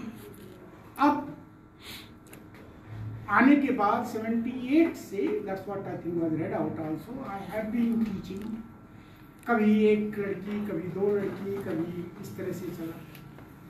इसके बाद जो जेंडर इक्वलिटी की बात, मैं इक्वलिटी की बात नहीं करूँगा, मैं एक सोशल प्रोसेस की बात करूँगा जहाँ पर एज ए पेरेंट्स, देखिए हम एम करते हैं ना अपने बच्चों को कि वो इंजीनियर बनना चाहिए, डॉक्टर बनना चाहिए, नर्स बनना चाहिए, या साइंटिस्ट बनना चाहिए, या क्या बनना चाहिए. See, that mindset has been changing drastically, and result today is that unfortunately in this room you are the only one, but that doesn't really matter. Overall, the percentage of the female students in IIT Kanpur, देखिए अब मैं आपको थोड़ा सा, जब मैं student था वहाँ पर तो एक घर था, वो घर हॉस्टल था लड़कियों का. अगर एक लड़की आए, दो लड़की आए तो बस वहीं पर रहे. घर मतलब एक रेजिडेंस जैसे होता है ना तो लोगों का. आज 1, 2, 3, 4 हॉस्टल है. अब इसी से अंदाजा लगा. मैं IIT कानपुर की बात कर रहा हूँ because some of the hostels have been constructed during the period when I was doing all this hereafter kind of. So that's about physics, chemistry. आप देखिए अगर उसमें, so the number of the girls students is enormous. Or even for that matter, engineering में भी particularly थोड़ा सा आज तो बल्कि थोड़ा सा वो आपको एक मिनट के लिए मैं ले चलूँ कि जो IITs में एडमिशन्स होते हैं वो JEE एडवांस के थ्रू होते हैं. JEE नहीं, JEE एडवांस के इतिहास से. उसमें जो लोग क्वालिफाई करते हैं द परसेंटेज इज इंक्रीजिंग. आप उसी से और जो आदमी क्वालिफाई करता है JEE एडवांस में, वो कभी एडमिशन अभी तक तो नहीं हुआ कि IIT का एडमिशन छोड़ दिया हो उसने. एक चीज़ इससे देखिए. तो इसके ऊपर जो मेरा कहना है कि though I'm retired, but I would like to see that this kind of trend continues, and it just continued with a geometric progression. In the sense कि 2 का 4, 4 का 16 होना चाहिए, 4 का 8 नहीं होने से कुछ काम करने वाला है. That's one thing. Second thing is that you seem to be very docile and very nice person. मैं आपको एक एग्जाम्पल दूंगा. एक लड़की थी कंप्यूटर साइंस में IIT कानपुर में, तो और सर ने पढ़ा भी. मैं फाइनेंशियल इंजीनियरिंग पढ़ा रहा था. Suppose to be very job giving and very tough subject also, mathematical speaking. तो ये नहीं कि जो मैं कहने जा रहा हूँ आप वैसा फॉलो करिए. तो वो आप जैसे भाव भाव रखी थी और she was very good at the subject. तो एक असाइनमेंट होता था लड़कों को वहाँ पर, बच्चों को, कि देखो ये मैंने पावर पॉइंट दिखलाया है, तुम्हारा काम इतना ही है कि तुम ये बताओ कहाँ से मैंने पावर पॉइंट चुराया है. अगर बता दोगे तो I will give you half A grade extra. ये था पक्का असाइनमेंट. कोर्स से पहले ही असाइनमेंट ये दे दिया जाता था. अगर तुम ये बता दो कि कहाँ से हमने चुराया है. चुराया इसलिए कहा ताकि ध्यान अट्रैक्ट हो जाए लोगों का, तो हम तुमको आधा ग्रेड और दे देंगे. That girl already had A+, हम उसको आधा कैसे देंगे? That's one thing. और उसके बाद she is the one who got a job.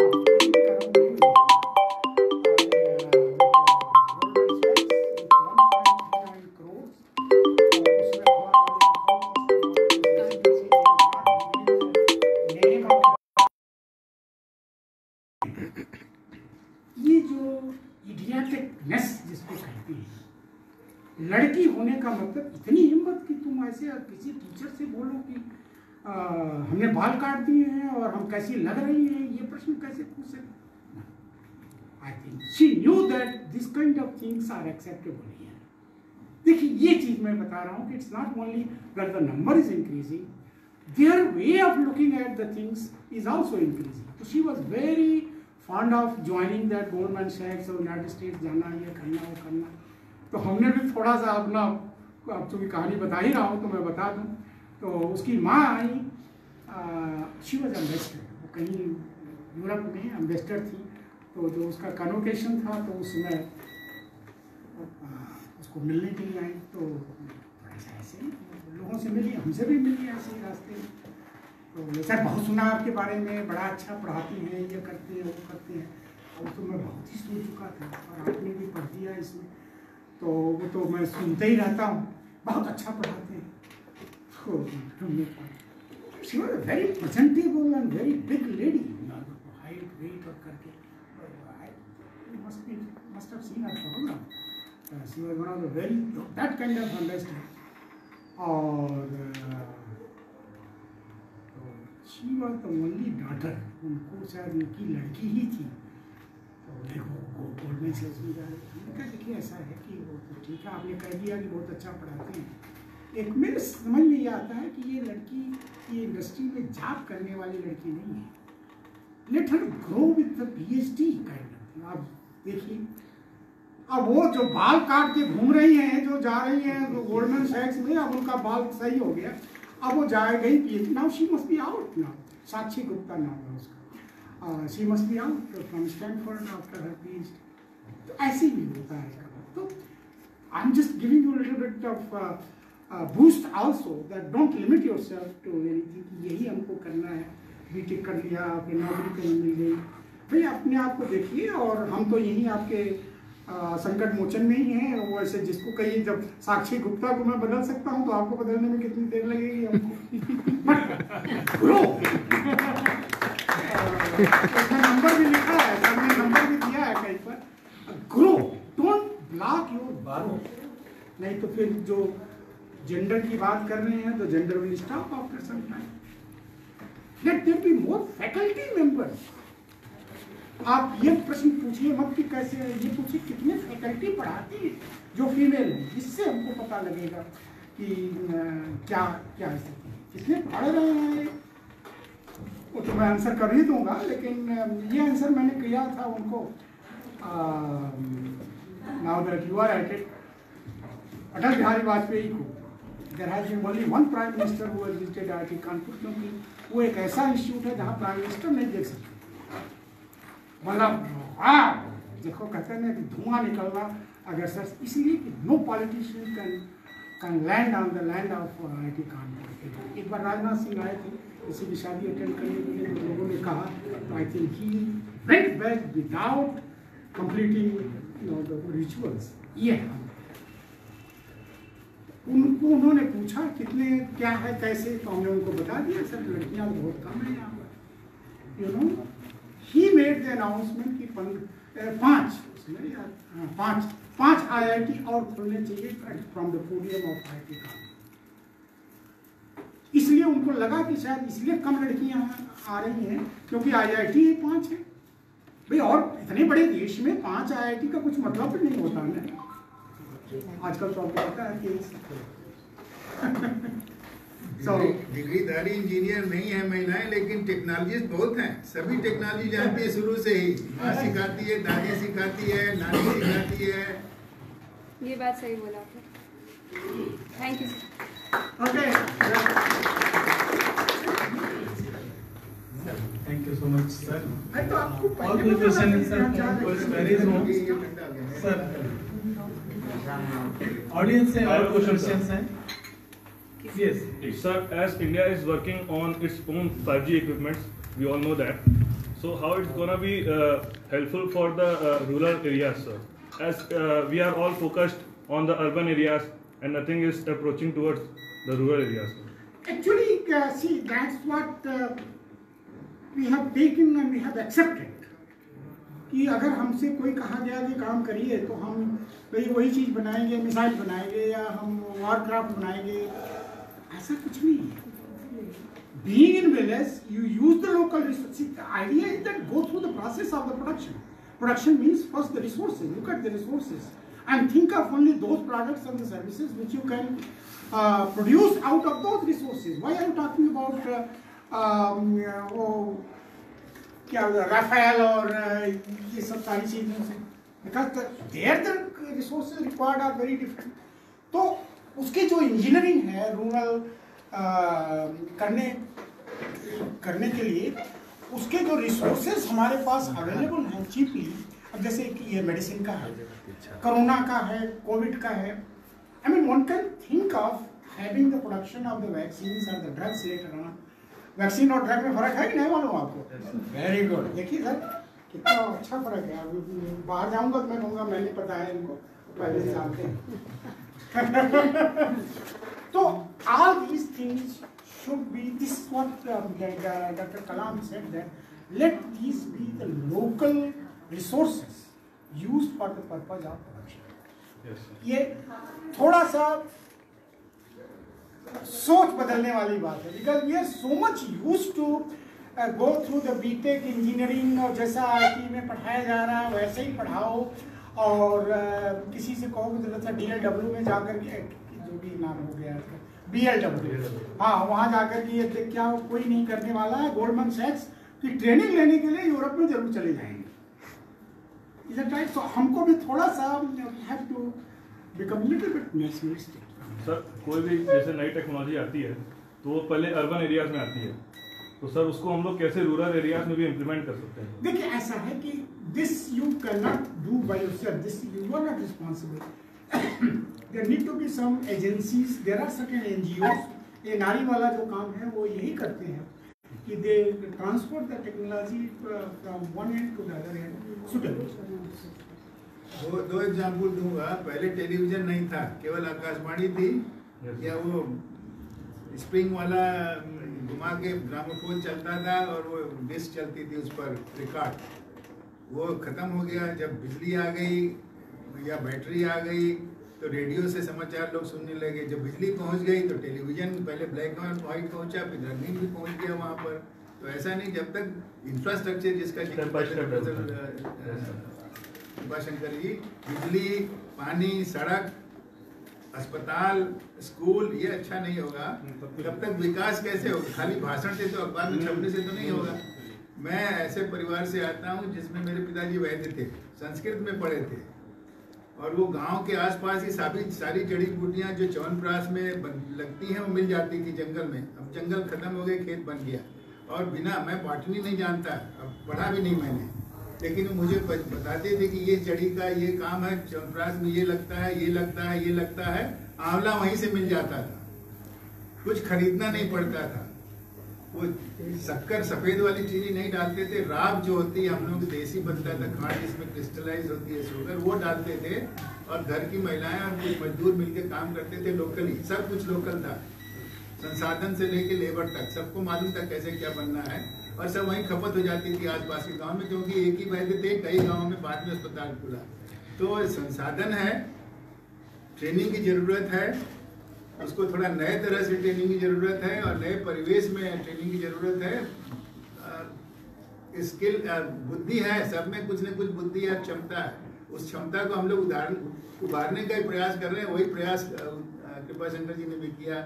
मंत्रम अक्षरम नास्ति नास्ति मूलम अनौषधिम अयोग्य पुरुषो नास्ति योजकस दुर्लभ। ऐसा कोई अक्षर नहीं जिसमें मंत्र की शक्ति नहीं है, ऐसा कोई पेड़ पौधा नहीं है जिसमें औषधीय गुण नहीं है, ऐसा कोई व्यक्ति नहीं है जिसमें कोई न कोई प्रतिभा नहीं है। कमी ऐसे व्यक्ति की है जो उस प्रतिभा को पहचान कर आगे बढ़ाने का काम करे। तो हम अध्यापक लोग यही काम करने के लिए हैं रत, और इसी के लिए आप लोगों के बीच आए हैं।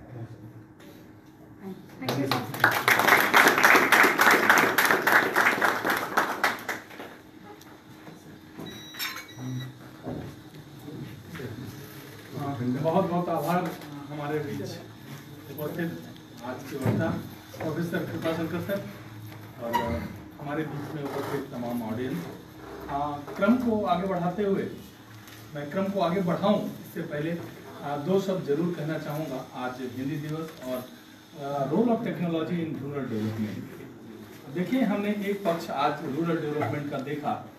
रूरल डेवलपमेंट में टेक्नोलॉजी का पॉजिटिव एफर्ट क्या है, पॉजिटिव रोल क्या है, उसको देखा गया। बाकी का दूसरा हिस्सा एक जरूर बचता है। हमारे बीच में इसके विशेषज्ञ, एग्रीकल्चर के विशेषज्ञ डॉक्टर रणविजय राय सर बैठे हुए हैं, और उनसे बहुत सारी चर्चाएं हम लोग समय समय पर करते रहते हैं। एक वक्तव्य सर का मैं जरूर इस मौके पे कोट करना चाहूँगा, आपके बीच रखना चाहूँगा कि हम टेक्नोलॉजीज को अपने रूरल डेवलपमेंट में जरूर इन्वॉल्व कर रहे हैं या ऐड कर रहे हैं, बट उसके एडवर्स इफेक्ट भी हैं।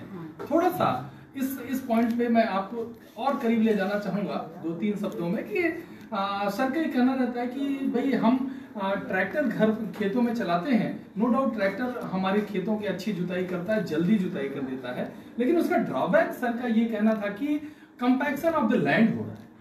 और कंपैक्शन ऑफ द लैंड से हो क्या रहा है कि सॉइल की जो कैपिलरी होती है वो कैपिलरी ब्रेक हो रही है, केचुए आपके मारे जा रहे हैं, जिससे फर्टिलिटी एडवर्सली अफेक्टेड हो रही है। तो ये एक एग्जांपल है टेक्नोलॉजी का जो एडवर्सली हमारे कल्टीवेशन को, हमारे एग्रीकल्चर ग्रोथ को अफेक्ट कर रही है। इस पार्ट को हम अगले लेक्चर में कहीं सर को, डॉक्टर रणविजय राज सर को सुनेंगे, और बहुत सारी चीजों पे उन्होंने बहुत ही बेबाकी से बिंदु रखे हैं, उनको भी समाहित करते हुए टेक्नोलॉजीज का इम्प्लीमेंटेशन एग्रीकल्चर इफेक्ट को, बेसिकली रूरल डेवलपमेंट को किस तरह से एडवर्सली इफेक्ट कर रहा है, उसको भी हम लोग कहीं ना कहीं ऑप्टिमाइजेशन के लेवल में लाने के लिए सर को सुनना चाहेंगे। और आज हिंदी दिवस के मौके पर एक शब्द मैं जरूर आपके बीच रखना चाहूंगा। एक शब्द है दादाजी दवा खाने जा रहे हैं और दादाजी दवा खाने जा रहे हैं। इन दोनों का फर्क आप समझ रहे होंगे, तो निश्चित रूप से मैं जानता हूं कि अगर आप इन दोनों में अंतर समझ गए होंगे तो हिंदी साहित्य का अपनी सारगर्भिता को महसूस कर रहे होंगे। और इन दोनों शब्दों में, वाक्यों में फर्क सिर्फ एक बिंदु का है और अर्थ विपरीत हो जाता है, अलग हो जाता है। दादाजी दवा खाने जा रहे हैं और दादाजी दवा खाने जा रहे हैं, इन दोनों में बहुत सारा अंतर है और अंतर सिर्फ एक बिंदु का है। अगर लिखित रूप में देखा जाए तो बिंदु का अंतर है। तो हम सभी एक संकल्प, ये सब अपनी चाची को चांदी के चम्मच से चटनी कई बार चढ़ा चुके हैं।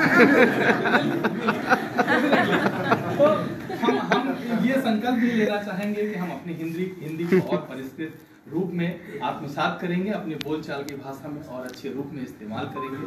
और निश्चित रूप से हिंदी भाषी होने का एक गौरव हमको प्राप्त है। इस गौरव को और चार चांद लगाने में हम अपना पूरा कर्तव्य निर्वहन करेंगे, ऐसी मैं उम्मीद करता हूँ। On behalf of the Institution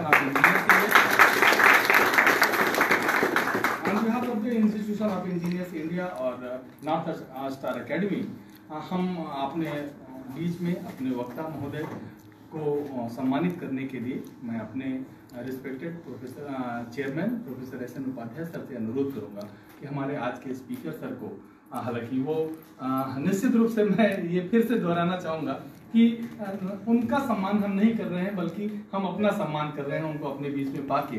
लेकिन एक औपचारिकता है सम्मानित करने की और एक सर्टिफिकेट और अंग वस्त्र प्रदान करने की। तो मैं आप बहुत ही आदर के साथ अनुरोध करूँगा अपने respected professor S N Upadhyay sir, chairman Varanasi local centre, और नॉर्थ स्टार अकेडमी के CEO engineer K N Singh sir से कि आप द्वय द्वारा संयुक्त रूप से प्रोफेसर आज के वक्ता नकाब निकाल दीजिए ताकि फोटो अच्छी आए। प्रोफेसर सर को एक सर्टिफिकेट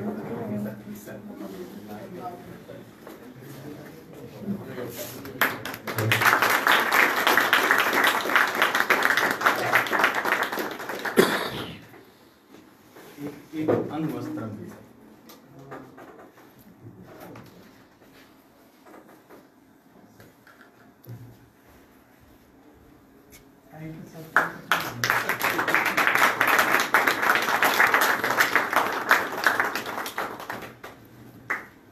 अब मैं क्रम को आगे बढ़ाऊंगा और मैं अनुरोध करूंगा हमारे बीच में उपस्थित हमारे respected chairman professor S N Upadhyay sir से कि आज के प्रोग्राम के convener engineer K N Singh sir को एक स्मारक भेंट करेंगे। Sir on behalf of Institution of engineers India sir की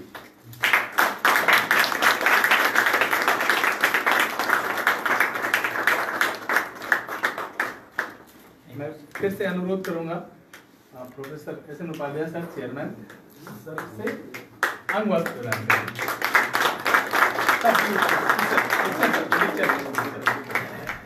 ये तो फोटो साहब से मैनेज कर लेना भाई। इस पिक्चर में आप सबको आना चाहिए था, फैमिली मेंबर्स को आना चाहिए था।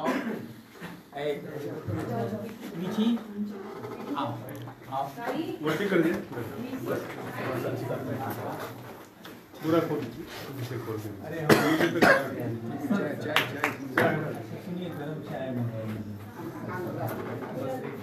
सीधा करिए थोड़ा सा, आइए इधर भी आ जाइए। कोई आ रहा है ना आपके? आओ बेटी, प्लीज प्लीज। अरे बैठ जाइए मीठी को सोनी है लगा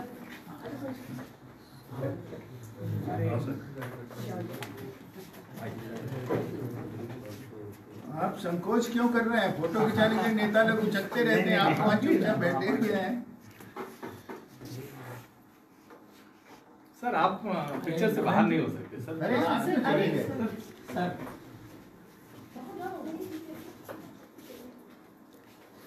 आप ही ज्वाइन करें। हाँ डॉक्टर राममूर्ति सिंह के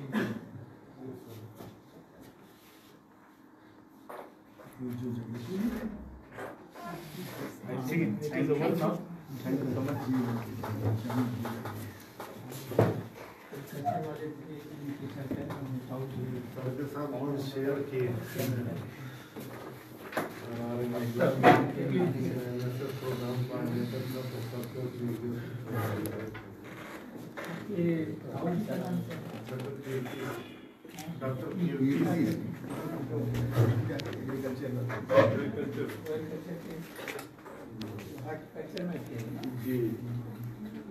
उनसे मुलाकात हवाई अड्डे पर होती है, बनारसी हवाई अड्डे पर जाती है। Sir please be seated sir. बैठ जाइए, हो गया sir.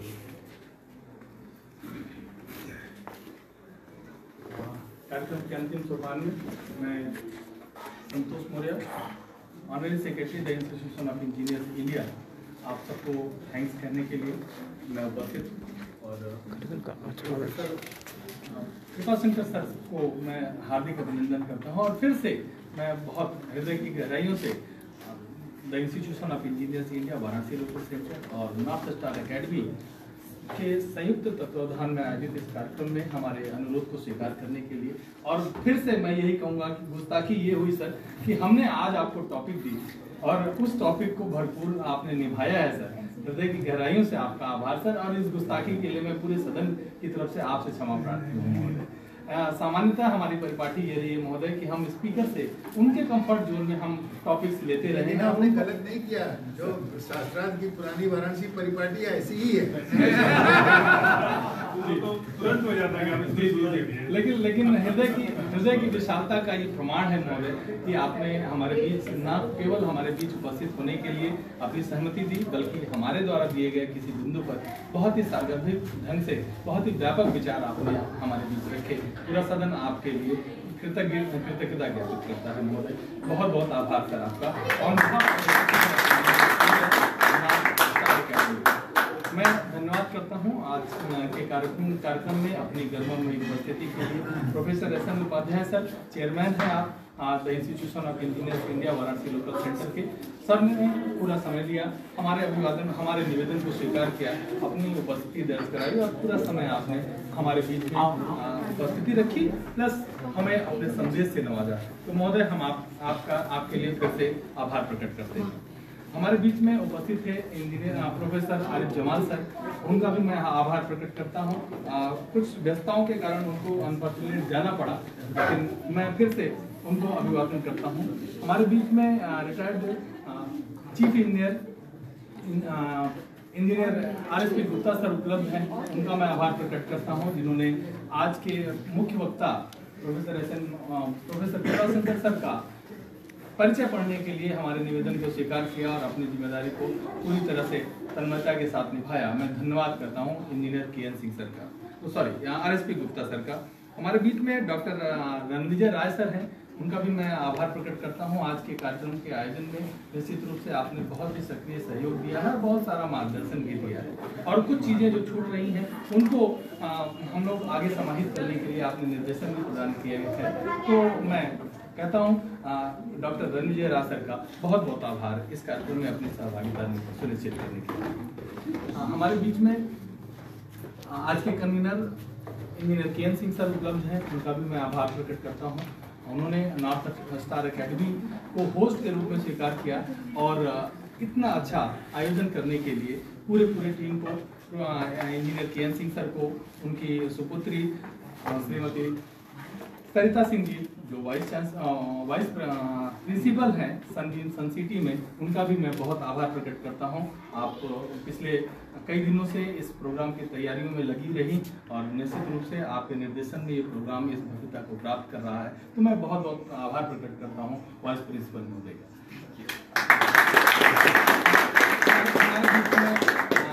UWD Banaras Hindu university के executive engineer UK Banerjee sir उपलब्ध हैं। मैं हार्दिक अभिवादन करता हूं आपका बहुत ही अच्छा अनुभव है बिल्डिंग कंस्ट्रक्शन में, खासतौर से ग्रीन हाउस बिल्डिंग कंस्ट्रक्शन और नई टेक्नोलॉजीज पे आधारित आपका रिसर्च, आपका शोध भी चल रहा है। तो मैं बहुत बहुत आभार प्रकट करता हूं इस सभागार की गरिमा बढ़ाने के लिए इंजीनियर यूके बनर्जी सर का। Thank you so much sir. मैं बहुत बहुत आभार प्रकट करता हूं हमारे सभागार में उपस्थित प्रोफेसर इंद्रजीत सिंह सर। ये एनसीसी कोर हेड रहे हैं, सैन्य प्रवक्ता रहे हैं और अभी प्रोफेसर घोड़खोड़ा डिग्री कॉलेज में हैं। तो मैं आभार प्रकट करता हूं सर का, जिन्होंने अपनी गरिमामय उपस्थिति इस प्रोग्राम में दर्शाई है। मैं इंजीनियर आरपी सिंह सर का धन्यवाद प्रकट करता हूं, जो सुपरिटेंडिंग इंजीनियर हैं। बहुत बहुत आभार सर, आपने हमारे कार्यक्रम की गरिमा बढ़ाई, हमारे निवेदन को स्वीकार किया और अपनी मैं बहुत आभार प्रकट करता हूं इंजीनियर नवेंद्र कुमार सर का, डिस्ट्रिक्ट आईटी मैनेजर हैं आयुष्मान भारत वाराणसी के। मैं धन्यवाद प्रकट करता हूं उनको भी कि उन्होंने अपनी उपस्थिति यहाँ पे दर्ज कराई और हमारे कार्यक्रम की गरिमा बढ़ाई। मैं धन्यवाद ज्ञापित करता हूं नीलेश कुमार सिंह जी का, जो असिस्टेंट मैनेजर हैं HDFC बैंक मुगलसराय से। मैं बहुत बहुत आभार प्रकट करता हूं सर का, आपने अपनी उपस्थिति रखी हमारे बीच में और हमारे कार्यक्रम की शोभा बढ़ाई। मैं अश्विनी कुमार सिंह लेबर ऑफिसर हैं, उनका भी आभार प्रकट करता हूं।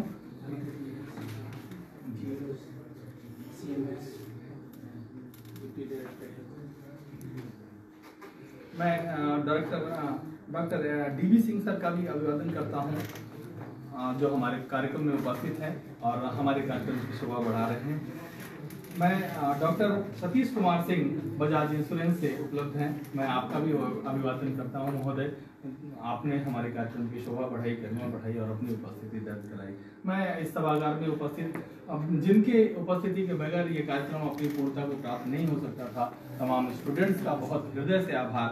और मुझे लगता है कि आपके लिए ये सेशन जरूर कहीं ना कहीं आपके नॉलेज में इन्हेंसमेंट या कहीं ना कहीं कुछ गलतफहमियां अगर होंगी तो उनमें करेक्शन और प्लस भविष्य के निर्देशन के लिए एक मंच, एक माध्यम जरूर आपको प्रदान किया गया होगा नॉर्थ स्टार एकेडमी और इंस्टीट्यूशन ऑफ इंजीनियर्स इंडिया के इस प्लेटफॉर्म के द्वारा। मैं आप सबकी उपस्थिति के लिए हृदय से आभारी हूँ।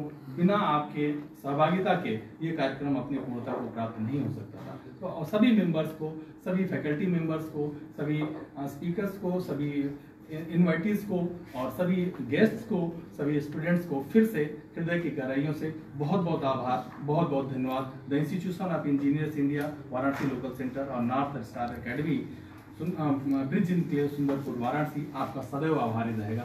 बहुत बहुत आभार, बहुत बहुत धन्यवाद।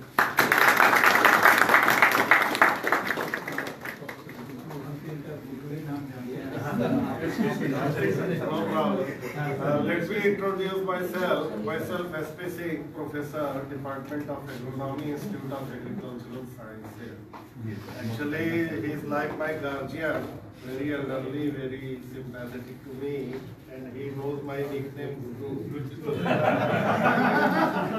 I'm Guru only. Thank you, everyone. Professor Mishra सेवा पूरी के ही हैं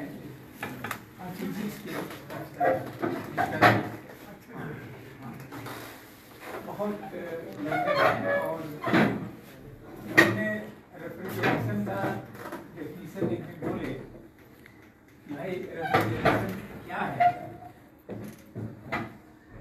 तो कैसे करते हैं। कहेंगे देखो पानी से टंकी गिर जाती है, टंकी से पानी गिर जाता है और उसको उठाने के लिए पंप की जरूरत होती है। So you have to use one pump to lift water up. The same way to take out energy from low temperature we are using compressor. Basically all you are doing is you are taking heat through the compressing it, raising its temperature, and then you are giving it to the condenser, which is easily able to keep. So, जैसे कोई बहुत देहाती भाषा में ढेला फेंकना है, तो जितना जोर रहेगा उतना ही दूर जाएगा. So the more powerful is your compressor and condenser, the more effective will be your heat extraction, or you can call it refrigeration. Basically, refrigeration. We are teaching here refrigeration, washing machine, and air conditioning. So air conditioning has both heating as well as cooling. In the hot countries, you are giving cooling by refrigeration, and in the cold countries, you are giving heating. But in both of them, you have to maintain the humidity. So in the cold countries, you are injecting steam directly to maintain the humidity. Here you are having deflectors, so you are reducing the humidity automatically. So this is the subject that we are teaching. Yes, sir. Yes, sir. And right from beginning, you know the heat cycle, entropy, enthalpy, everything. I am a very engineer myself, so I take the class myself.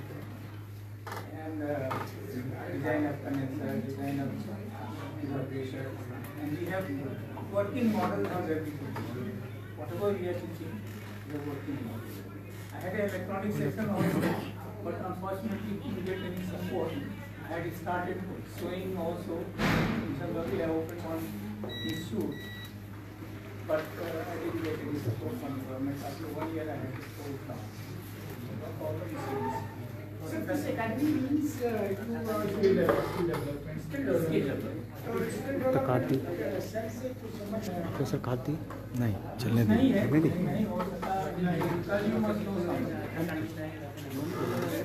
बंद कर दिया इसको बंद कर live बंद कर दिया thank you बोल दिया तो मेरे थैंक के बाद बंद कर देना